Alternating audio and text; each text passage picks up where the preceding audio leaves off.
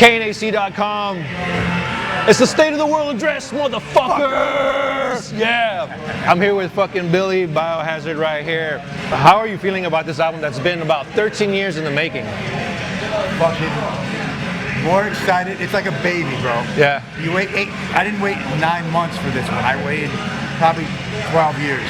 So we put the band back together and went on tour. It was just about like getting together and reliving some great fucking moments. Yeah. And we went on tour, and I thought it was probably gonna last, you know, maybe 3 shows, something like that. Yeah. And it just got more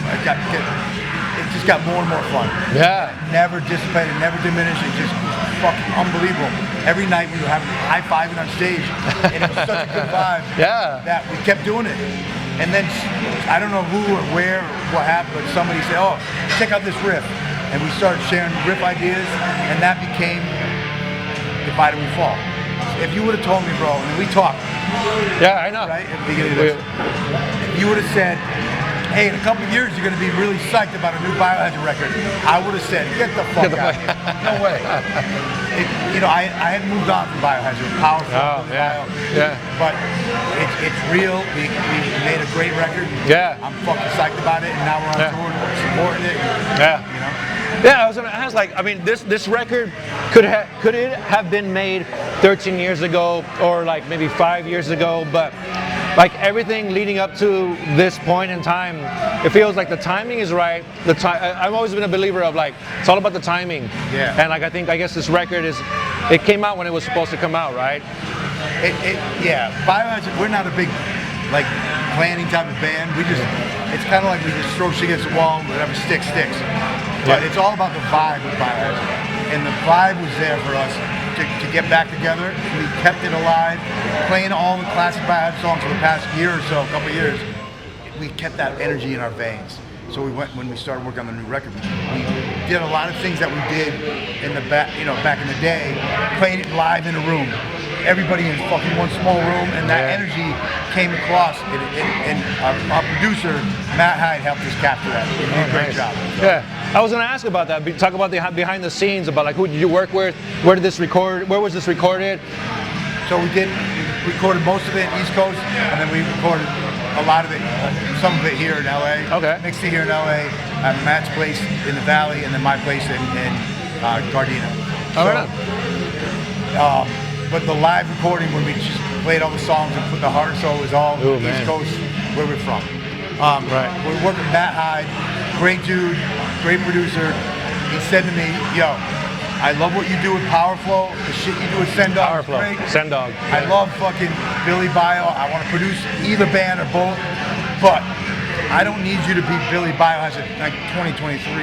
I need you to be Billy BIOHAZARD from 1993. Oh. And I was like, bro, I became a better writer, a better singer, better guitar player. I learned so much since then. He said, exactly.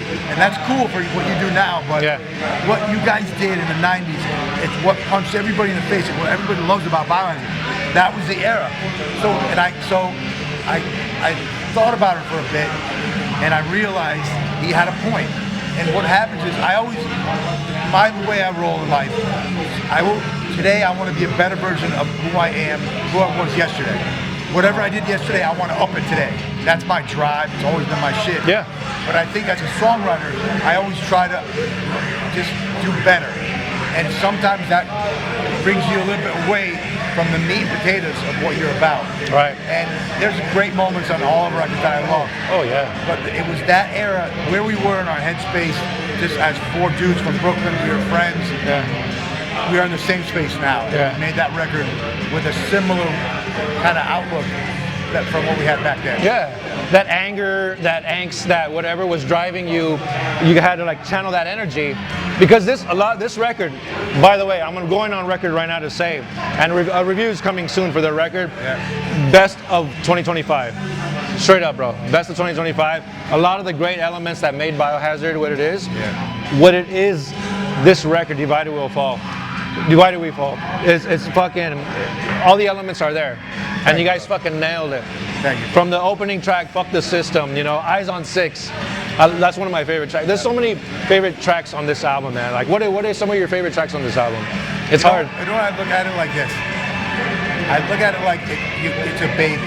You make a baby together, right? And each song is like an arm or a hand or a leg. So if you to pick one, it's tough. We like them all. Yeah. So it's like saying, you know, it's like, you know, maybe you have a kid and the kid's not so, you know, handsome or pretty, but to you, they're like next to God. It's your thing. Right. So they're the best thing in the world. So to us, what we create is we love it all. Yeah. And the record wouldn't be the record with one of the songs off the record. No. It all makes it up. Right. So I love them all right now. So the video is "Fuck the System." But the Oh, song- nice. You got Fuck the song System over is there. Death in Me. Yeah, I wish they had thrown it up here. that's Oh, right there. Hell yeah.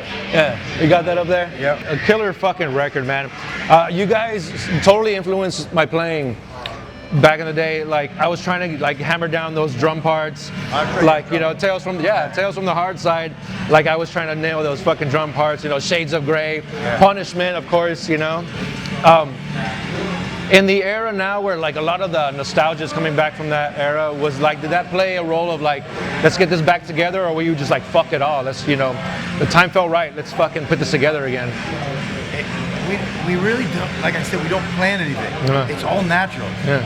What we did do was make a conscious effort to get back together as friends first. Oh yeah. That was the most important thing. Yeah, totally. And then from there it was just easy. Yeah. We played the first show in Milwaukee Metal Fest. Bro, it was fucking, shit was breaking, it was raw, unrehearsed, and it was real, authentic. Man, yeah. Like the early days. Yeah. And I was like, fuck yeah, this is gonna be awesome. And we kept doing it. Yeah. And so And it's funny, like the Milwaukee Metal Fest came back, and then all of a sudden all these old school bands are coming back, and good. So, yeah, and then like you know, that old school flavor, like it fucking hits the chord. I don't know, maybe because some of us are like older now, and we understand that, we respect that shit, you know? Yeah. Some of us want to call us gatekeepers or like, you know, elitists or whatever, but it's because like we grew up on this shit, man. Yeah. You know, your blood, sweat, and tears are all on the records that you've made, you know what I mean? Yeah. Looking back, what were some of the proudest moments of during an era, or one of the albums that was like the one that, you know what, made you cry, basically? I mean, like I said, I'm proud of all of them. But like, obviously, like, shit happened really fast for us. It was really funny to see Beavis and Butthead like us. That was funny. It was a shock to see him Headbangers Ball. Yeah. Oh, hell yeah. Music. That was crazy. I think Shades of Grey, or like, you know. That was fucking crazy. Yeah. And the first show we ever played, bro, there was 4 people in the crowd. Oh, sick. And our manager and our friend Wayne and so there's 6 people and our 4 girlfriends. And the girls that were there, they were there because they had to be there. I don't think they even really liked us, you know? So we had, so crazy, awesome, a lot of pride moments. Yeah. Playing our first show with Prong at a place called the Pyramid Club Lower East Side, then playing CBGB's. Nice.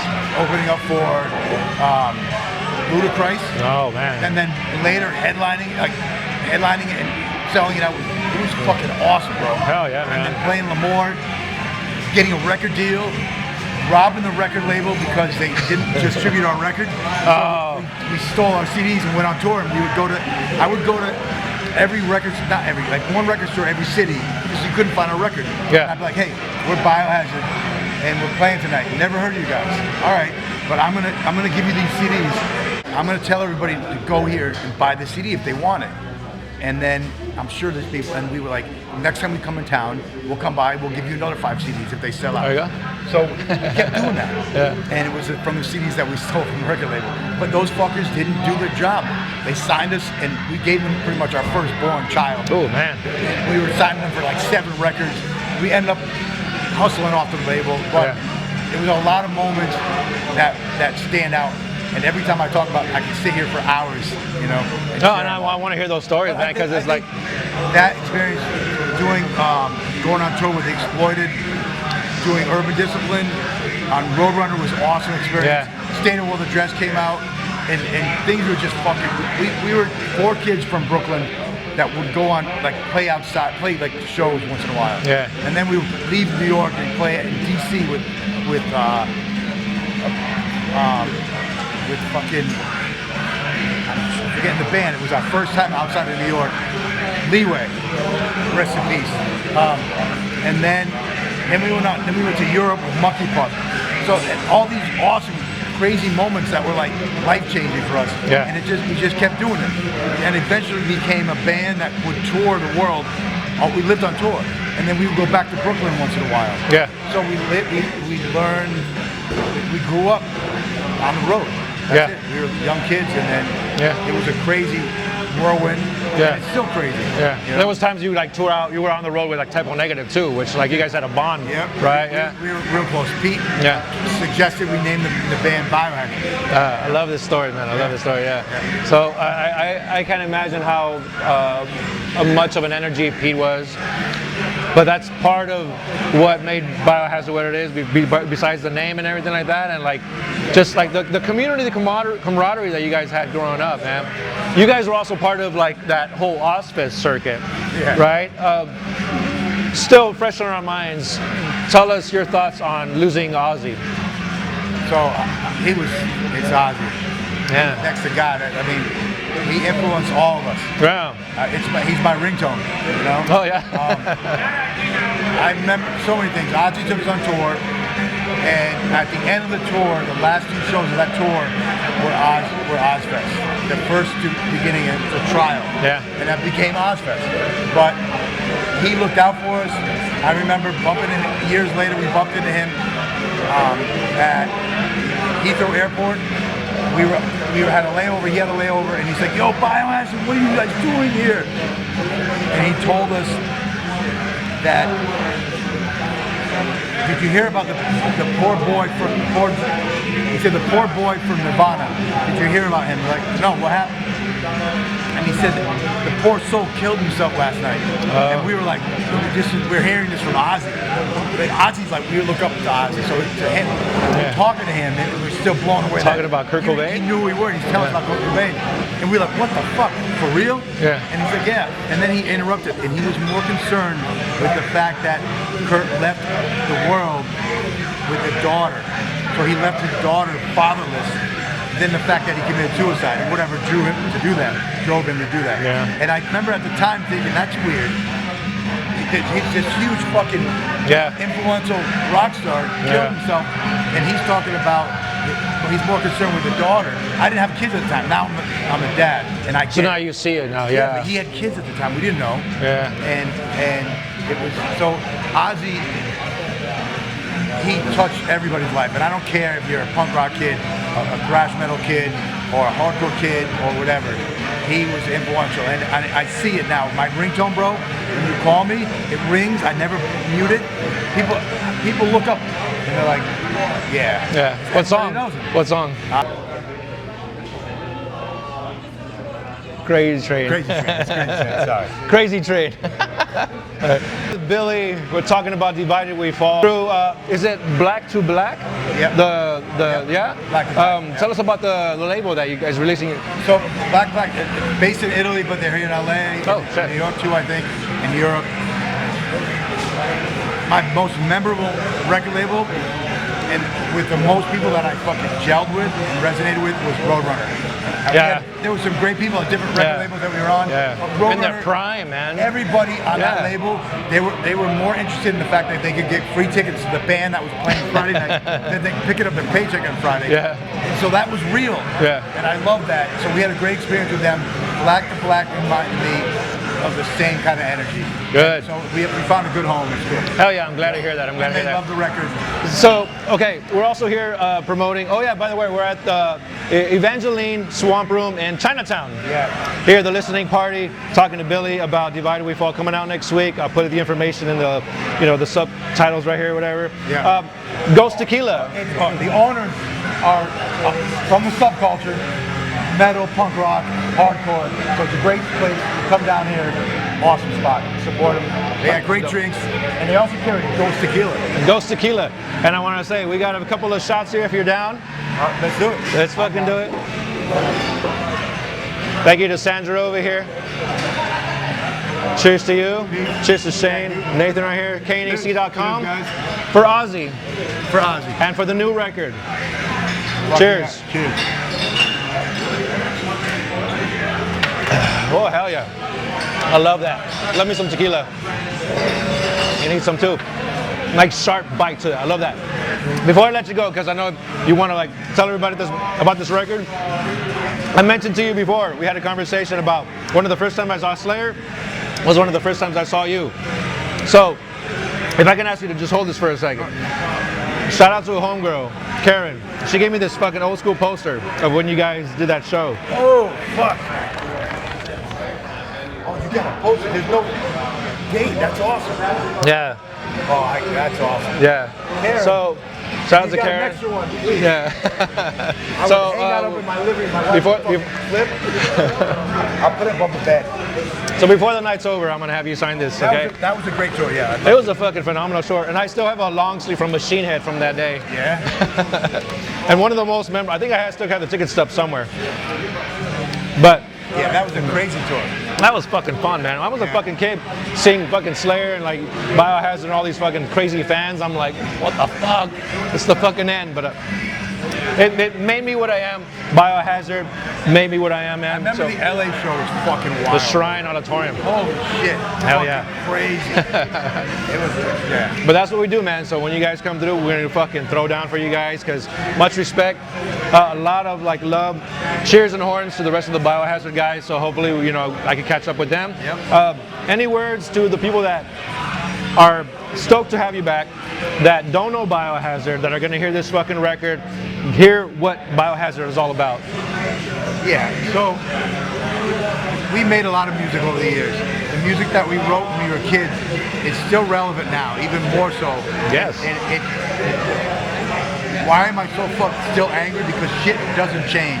It was fucked up in the 90s, fucked up in the 2000s, and it's fucked up now in this decade. And I think when people who don't know BIOHAZARD hear the new shit, it's gonna resonate with them the same way it resonated with you and me back in the 90s. Hell yeah, man. So, for anybody who's new, check this out. Hit me up on Billy BIOHAZARD everywhere on social.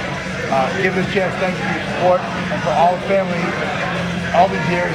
I'm taking you to the grave. You're in my heart forever. Peace and respect. Thank you. Oh yeah, Billy BIOHAZARD, Divided We Fall. Check out that review, knac.com, coming soon. Shane, Nathan, Sandra, cheers. Cheers. Thank you, bro. Hell yeah, bro.